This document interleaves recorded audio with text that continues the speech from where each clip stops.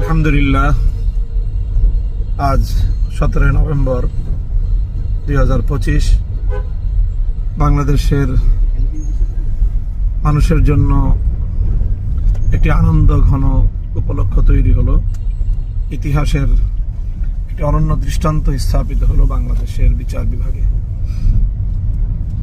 বিগত 2024 সালের জুলাই বিপ্লবের সময় নিরীহ ছাত্র জনতা সহ দেশপ্রেমিক নিরপরাধ মানুষের উপর নির্বিচারে হত্যাযজ্ঞ পরিচালনার দায়ে ইতিহাসের বর্বরতম ঘৃণ্যতম নরঘাতক স্বৈরাচারী শেখ হাসিনাকে মৃত্যুদণ্ডের ঐতিহাসিক রায় প্রদান করেছে আন্তর্জাতিক অপরাধ ট্রাইব্যুনাল।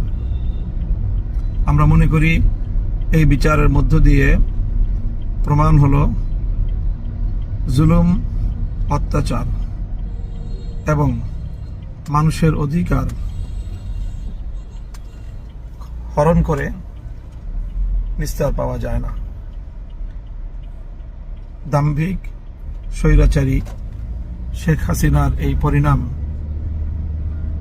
বাংলাদেশের আগামী সকল শাসকদের জন্য একটি দৃষ্টান্ত হয়ে থাকবে। নিরীহ মানুষের রক্তে আর কারো হাত রঞ্জিত না হোক। নিহত শাহাদাতপ্রাপ্ত বীর শহীদানদের আত্মার মাগফিরাত কামনা করছি।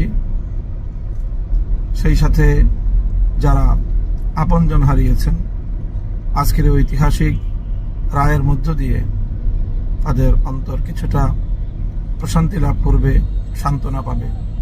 যারা জীবনের তরে পঙ্গুত্ব বরণ করেছেন, তারা একটি সান্ত্বনা নিয়ে জীবনের অবশিষ্ট সময়টুকু অতিবাহিত করতে পারবে।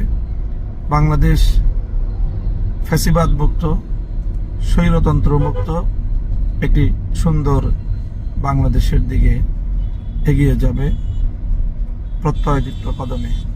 সেই প্রত্যাশা ব্যক্ত করছি আমরা।